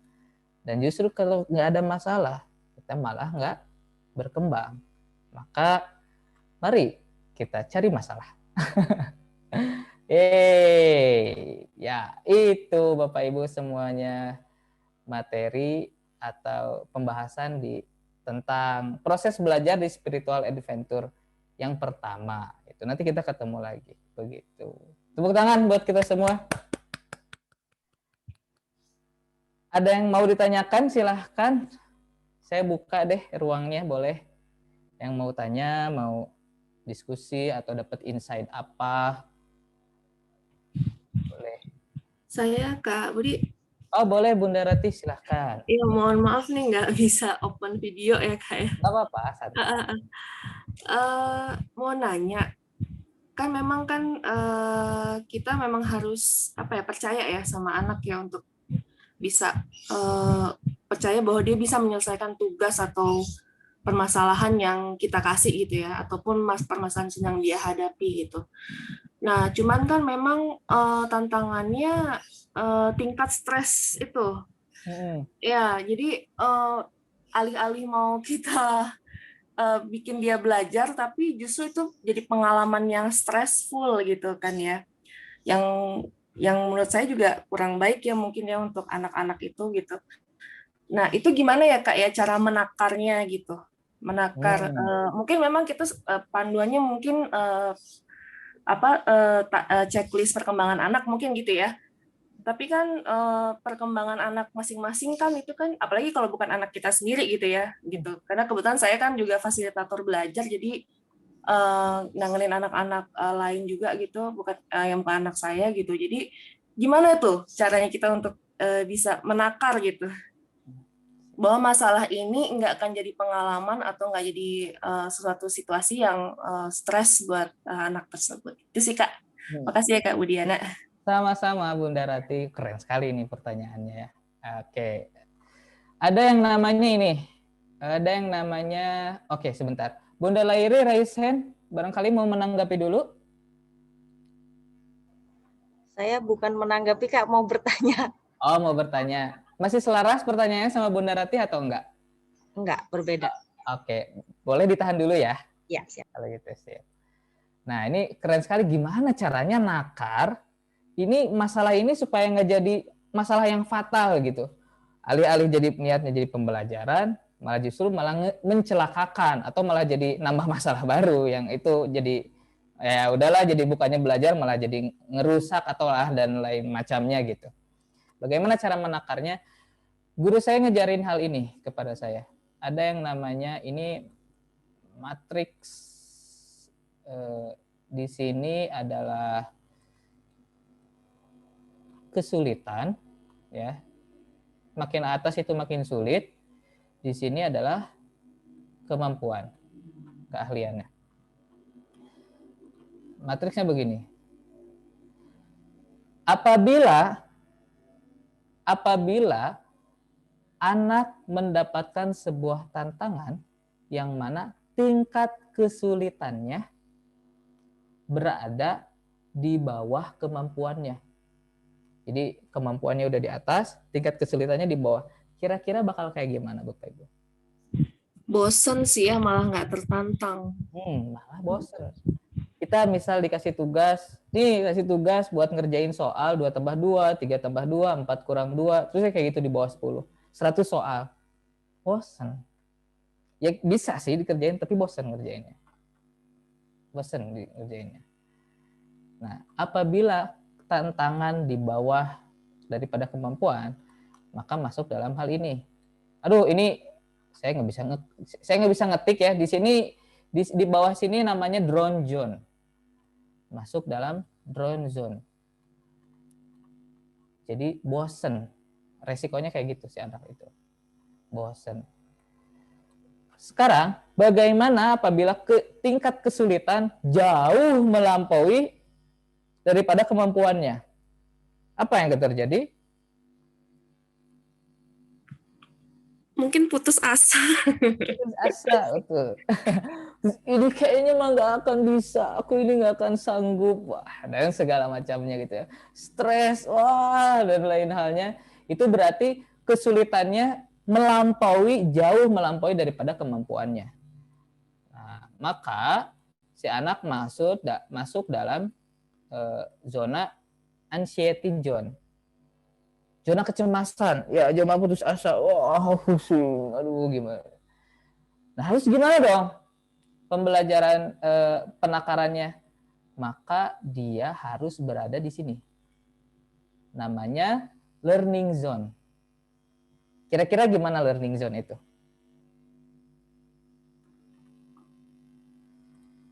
Learning zone itu kira-kira gimana?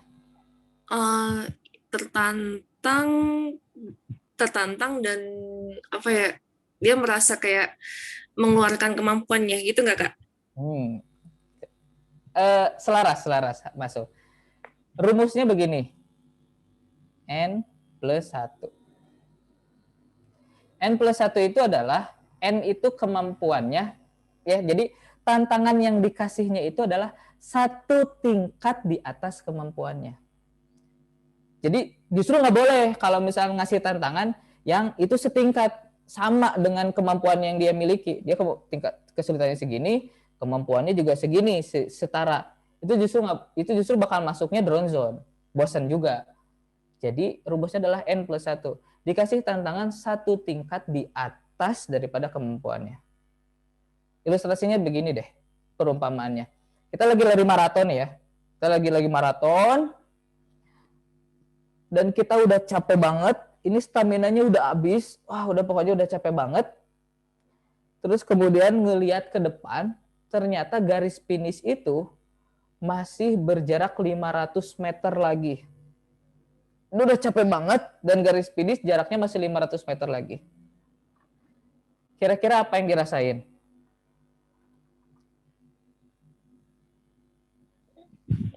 Frustasi mungkin ya? Frustasi. Aduh, itu aku udah capek, kayaknya nggak bisa finish. Tapi coba kayak gini, kita udah capek banget, ini udah akhir dari stamina ini, dan ketika ngelihat ke depan garis finish, itu tinggal 10 meter lagi. Kira-kira gimana? Cepet-cepetan kayak nyampe garis finish gitu, berusaha ya. Betul, akan merasa tertantang justru.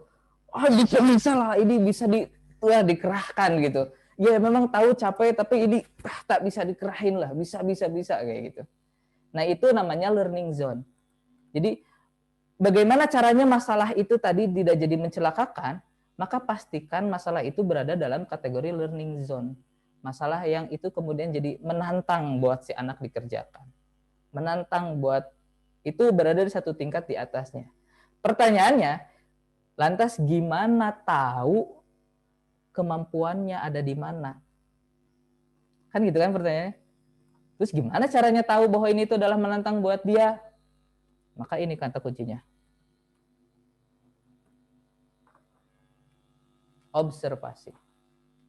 Kita sebagai learning facilitator, sebagai orang tua, saya sebagai yang sama anak-anak, ini adalah kompetensi yang wajib sekali. Kuncinya ini. Kuncinya adalah pada observasi. Yang kita selama proses pembelajaran berlangsung, selama proses adventure berlangsung, itu wajib banget kita untuk terus observasi ke anak-anak. Sekalipun memang saya kayak tadi ya udah cobain aja kerjain, ya udah nggak apa-apa lah, salah juga. Sebenarnya nggak benar-benar lepas banget daripada pengamatan. Itu harus benar-benar selalu ada selalu harus ada di lingkungan yang kita bisa observasi gitu, masih bisa kita awasi. Nah nanti itu dari observasi itu ya kita bakal bisa kelihatan, ini kayaknya terlalu sulit deh buat dia, ya kita turunin. Ini terlalu mudah nih, ini udah kelihatan gelagatnya, ya kita taikin kesulitannya.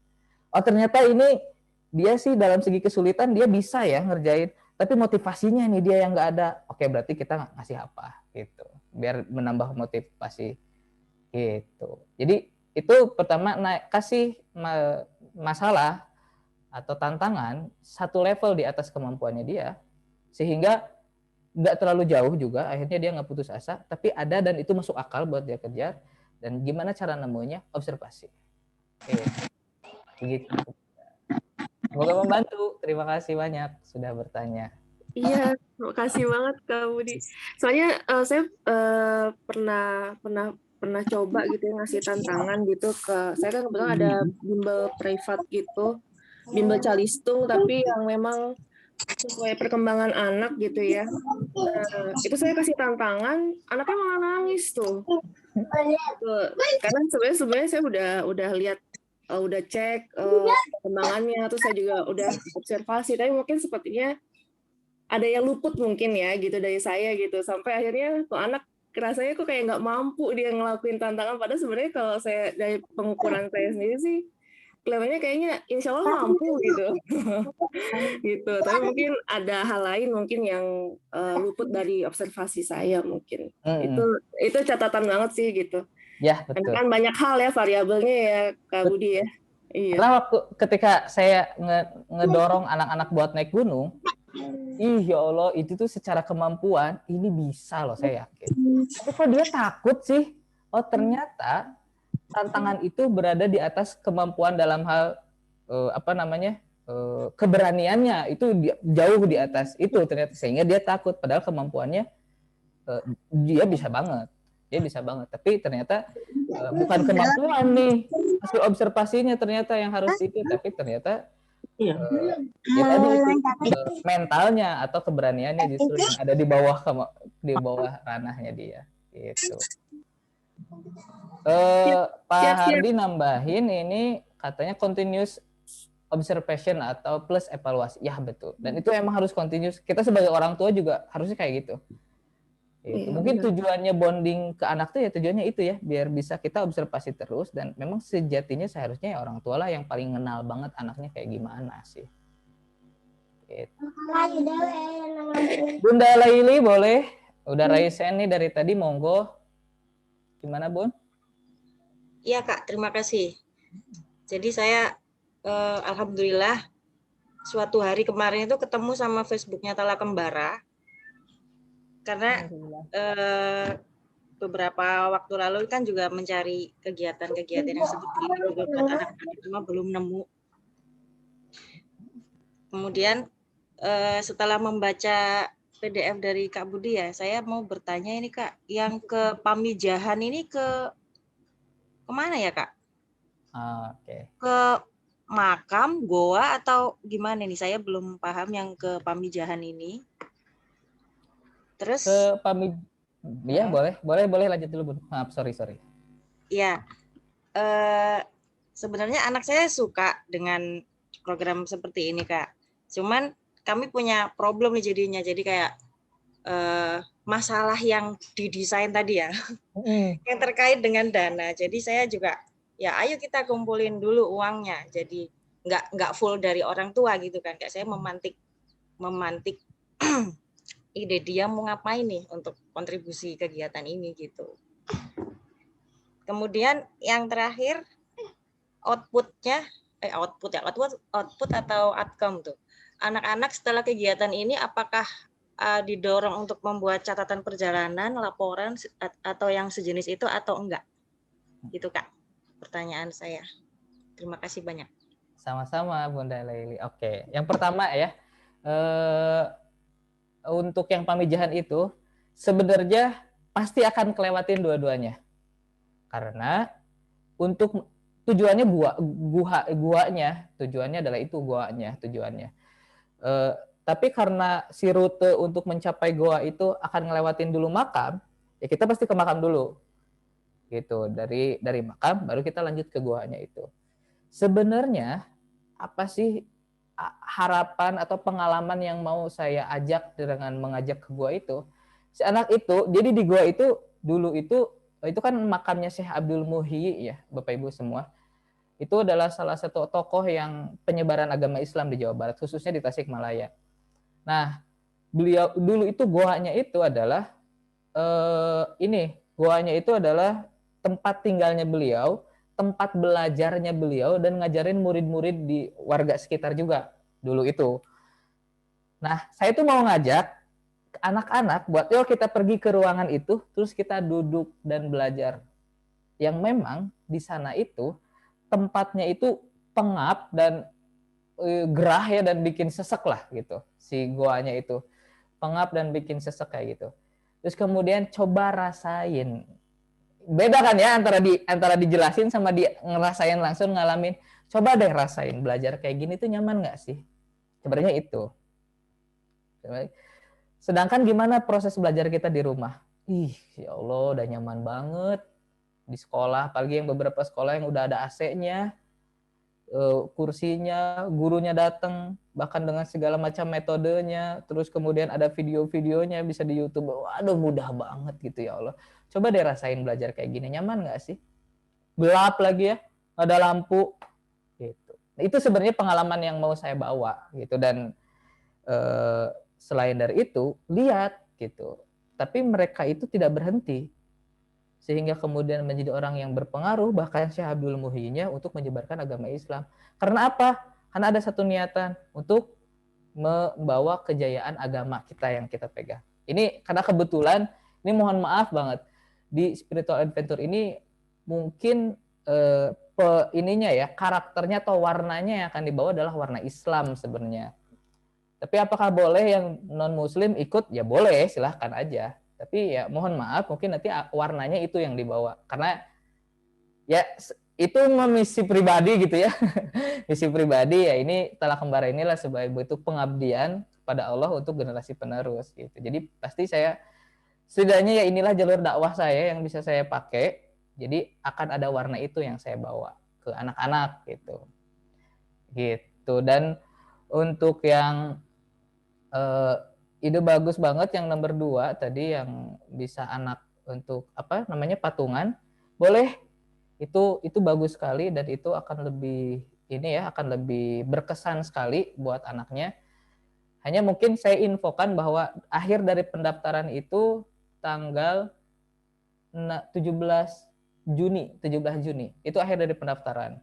Jadi selewat dari situ akan ditutup pendaftarannya. Dan ya kalau mau di periode yang sekarang, dipastikan daftar di sebelum tanggal itu aja sih, Bu. Gitu. Terus yang ketiga itu tadi pertanyaannya apa yang ketiga ya? Saya lupa. Catatan perjalanan dan atau sejenis. Ada. Biasa. Jadi nanti setelah adventure selesai akan ada kelas penutupan. Nah di kelas penutupan itu diminta untuk berbaginya di sana. Dan ada ditugaskan untuk membuat catatan itu. Kalau yang trip sebelumnya, untuk trip sekarang ada, kalau trip sebelumnya nggak ada. Tapi dari beberapa orang tua ada yang inisiatif, ngasih tugas ke anaknya ketika pulang, mereka harus bikin presentasi dan dipresentasikan pengalaman mereka di keluarganya masing-masing. Kemudian ya saling kirim foto lah, ini anak saya lagi di grup itu ya, kalau di trip yang sebelumnya kayak gitu. Tapi kalau yang sekarang, jadi nanti akan ada kelas penutupan. Oh, kalau trip yang pertama yang Dila ikut itu di ketika kelas penutupan anak-anak diminta buat sharing cerita apa aja yang dialami. Cuman kesalahannya waktu itu terlalu lama, jadi udah pada lupa mungkin anak-anaknya juga. Nah ini kita di adventure sekarang juga nanti akan ada kelas penutupan lagi beberapa hari setelah pulang adventure, dan itu mereka akan diminta buat berbagi, begitu. Tapi kalaupun nanti harus itu bisa jadi masukan juga buat saya. Terima kasih Bunda.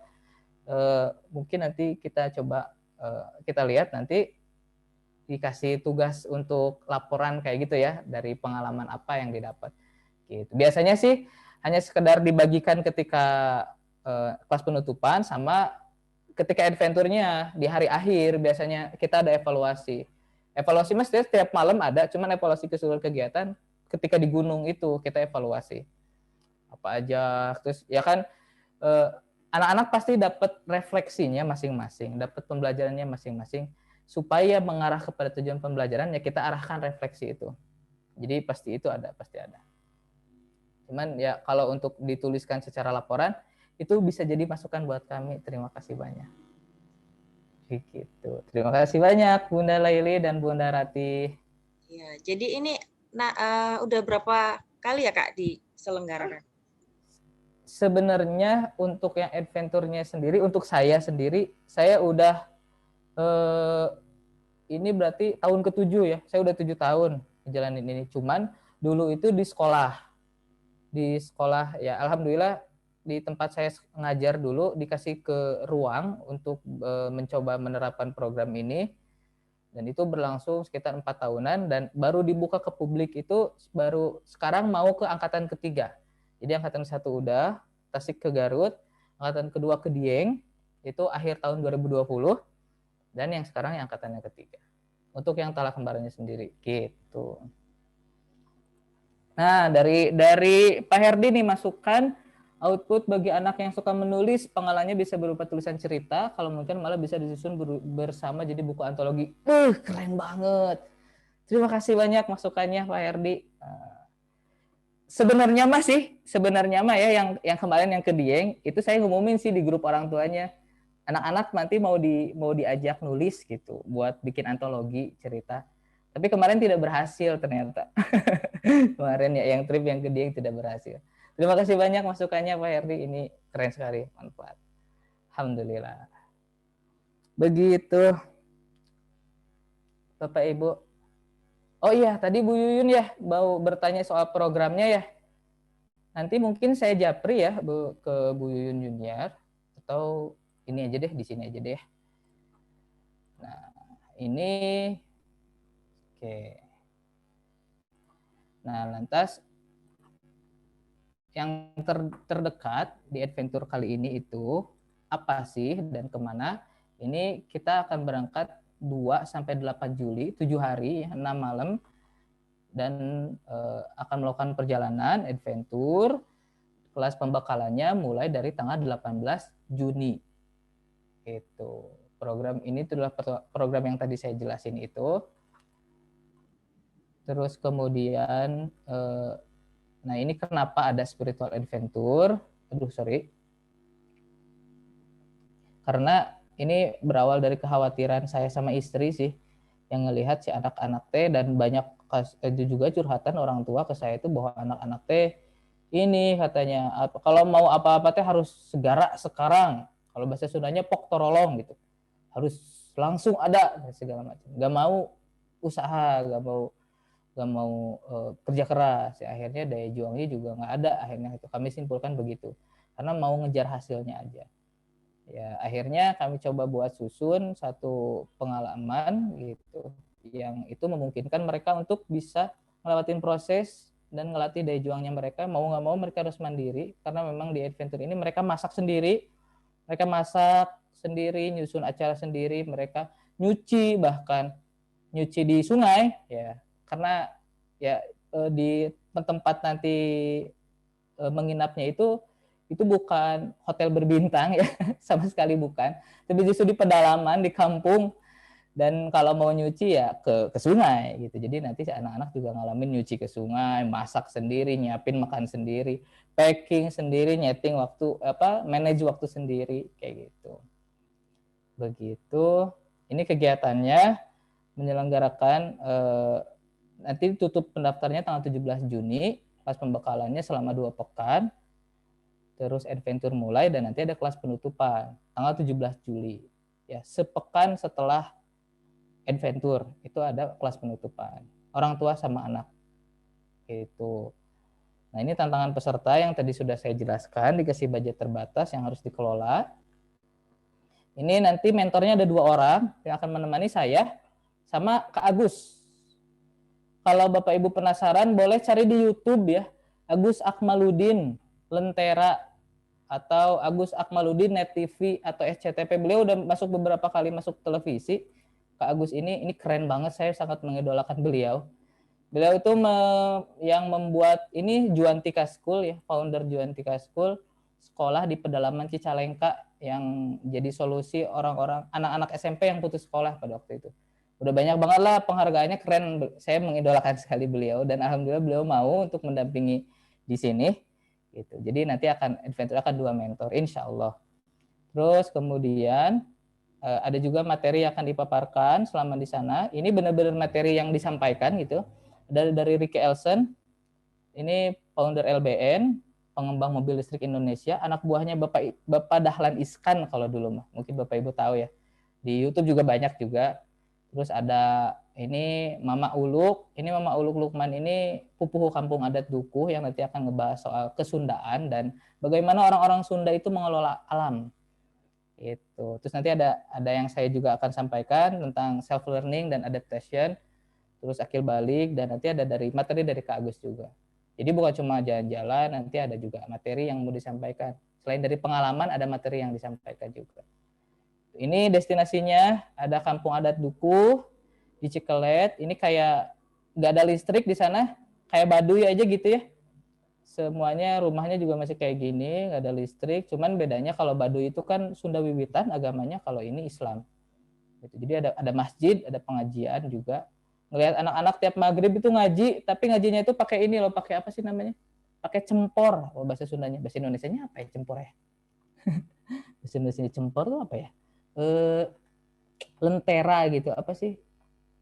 Kayak lilin, pakai minyak tanah gitu. Anak-anaknya itu belajar ngaji tiap maghribnya tuh pakai itu di sana kampung adat. Dan kita akan belajar bareng sama mereka. Kita pamijahan yang tadi saya jelasin, ada gua sama ada makam. Terus nanti ke LBN, ya ini laboratorium yang dibuat sama Like Elsen itu. Di sana tuh di belakang ada kincir angin ya. Itu adalah pembangkit listrik tenaga angin yang beliau buat di samping kiri atau ada panel surya. Ini beliau tuh yang ngebuat mobil listrik, tapi di sini nggak ada mobil listriknya. Mobil listriknya adanya di Jogja. Gitu. Di sini penelitiannya. Terus ke Karangtabulan, ini sebagai hiburannya sebenarnya. Di sana ada pantai yang indah banget, hiburan buat anak-anaknya. Terus kemudian diakhiri dengan naik ke Gunung Pepandayan. Gunung Pepandayan. Ini Gunung Pepandayan ini masih terbilang gunung yang sangat aman banget, insya Allah aman banget. Karena di tiap camp area juga ada pos rescue ya. Dan kalau normal hanya 2 jam perjalanan untuk mendakinya itu. Tapi waktu itu anak-anak 4 jam sih. Ya namanya juga anak-anak apa-apalah. Gitu. Terus ya ini kelas pembekalan selama 2 pekan. Anak-anak diminta buat nyusun rencana pemberangkatan, nyusun uang, nyusun acara. Semua mereka harus kerjasama. Itu mungkin bisa jadi hampir tiap hari nge-zoom mereka buat nyusun acara ini. Gitu. Terus ya ini juga alhamdulillah. Jadi kalau yang adventure sebelumnya itu kami belum kerjasama sama kepolisian sama puskesmas. Kalau yang sekarang saya sendiri, ini kan saya nih ada ya fotonya. Saya udah kerjasama sama puskesmas yang dilewatin di titik-titik destinasi itu, sama Kapolsek juga. Jadi nanti ketika pas hari H itu diawasi dan ada standby ambulan di puskesmas itu. Jadi kalaupun ada apa-apa bisa langsung di kontak ke itunya ke puskesmas dan akan langsung dijemput pakai ambulan. Mudah-mudahan lancar sih, nggak ada apa-apa. Dan kalaupun ada sesuatu yang mungkin berupa kejahatan kriminal, yaitu saya sudah terkoneksi juga sama Kapolsek dan nanti diawasi sama Babinsa jadinya pas di tempat destinasinya itu diawasi oleh Babinsa gitu. Dan ya kita tahu kita sekarang sedang mengalami pandemi ya, dan ini beberapa upaya ikhtiar kami yang kami berikan untuk mengantisipasi COVID ini. Jadi nanti setiap anak itu tiap harinya kami kasih multivitamin. Multivitaminnya tuh yang mana ya? Oh, mana ya? Botolnya tuh ya. Itu mungkin kalau Bapak Ibu, saya harus nyari dulu ya. Kalau Bapak Ibu di sini tahu, kami pakainya Nutrilite dari Amway. Nah, itu pakai itu. Kenapa diinfokan? Barangkali ada yang nggak cocok gitu. Jadi itu mungkin nanti bisa kita bicarakan lagi. Itu multivitamin sama multimineral yang dikasih tiap hari karena anak selama kegiatan. Terus ada asuransi juga, dan biaya itu udah termasuk tes swab juga. Setiap anak dikasih peluang bukan kesempatan ya, akan dites swab antigen dulu sebelum pemberangkatan. Terus tadi ada kelas pembekalan kan 2 pekan. Selama kelas pembekalan 2 pekan itu setiap anak tuh wajib isolasi mandiri di rumahnya ya.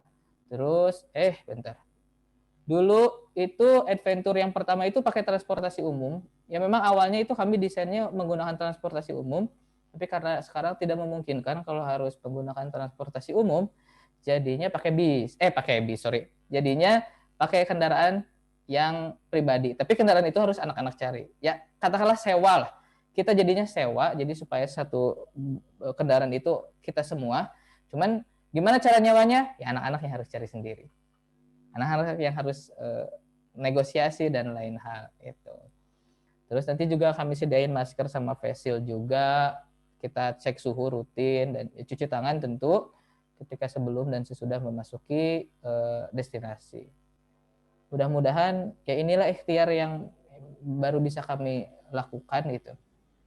Mudah-mudahan bisa bermanfaat. Dan untuk harganya ini 5.700.000 untuk per orang. Untuk kelompok itu ada diskon ya. Ada diskon untuk minimal 3 peserta daftarnya. Dengan 3 peserta ada diskon 1 juta rupiah.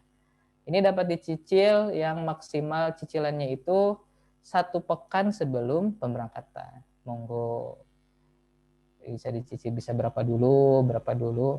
Yang saat ini peserta yang udah masuk ada sekitar 1, 2, sekitar 4, baru 4 orang ya, baru 4 orang gitu. Dan kuotanya 15 peserta. Begitu Bapak Ibu. Nah, ini syarat usianya 11 tahun sampai 18 tahun, minimal 4 peserta, maksimal 15, karena supaya personal touch-nya ada. Kalau kebanyakan yang nggak bisa masuk personal juga, DP-nya minimal masuk 1 juta, selambat-lambatnya H+3 setelah registrasi, dan pelunasan itu H-7 pemberangkatan. Begitu Bapak Ibu semua. Tentang ini dari tadi ya Bunda Yuyun ya, apa sih namanya, programnya gitu ya, begitulah programnya. Begitu. Oke, Ana, wah alhamdulillah ya dijadwalinnya itu sampai 10:30, tapi ternyata kita udah masuk jam 11 ini. Terima kasih banyak Bapak Ibu semua yang sudah hadir di pagi ini. Mudah-mudahan apapun yang disampaikan ini bermanfaat juga, bisa jadi insight juga, bukan hanya sekedar ikut adventure-nya, tapi bisa jadi satu insight sendiri buat parenting, buat temenin anak-anak di rumah, atau yang barangkali pengajar juga atau di sekolah ya, bisa diterapin juga. Mudah-mudahan konsep ini silahkan aja, monggo lah, saya mah seru karena saya udah ngerasa bahwa itu benar-benar berdampak ke anak-anak. Jadi kalau ini bisa disebarkan lebih luas, ya semakin banyak juga orang anak-anak yang akan mendapatkan pengalaman yang berdampak buat dia.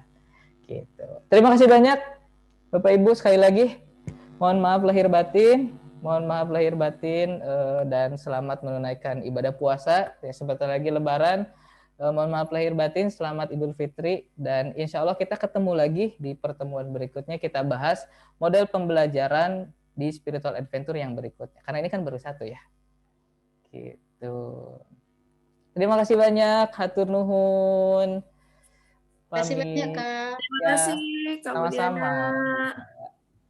Sama-sama. Masih Kak Budi.